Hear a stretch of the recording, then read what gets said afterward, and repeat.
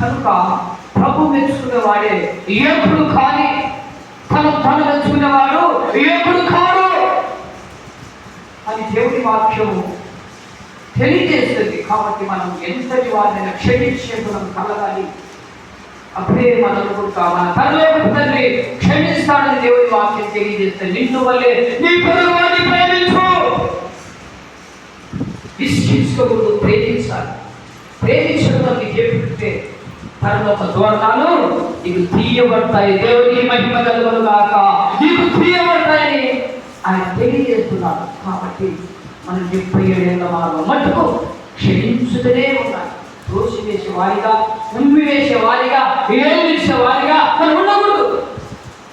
కాబట్టి ప్రార్థన చేసేవారి అంటారు. దేవునికి మహిమ కలుగును గాక.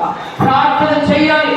ఒక మనిషి చెడిపోతుంటే, అయ్యా ఈ సహోదరుని మార్చు, ఈ సహోదరుని మార్చి నీ సొత్తుగా మార్చయ్యా, సన్నిధిని నడిపించు అని ప్రార్థన చేసే బిడ్డలుగా మనం ఉండాలి. కానీ త్రోసివేసి ఏలిసి చుట్టూ కూర్చేవాడిగా ఉండకూడదని దేవుడి వాక్యం మనకు ఈరోజు తెలియజేస్తుంది. కాబట్టి ఆయన అంటున్నాడు 77 ఏళ్ల వారు మటుకు క్షమిస్తూనే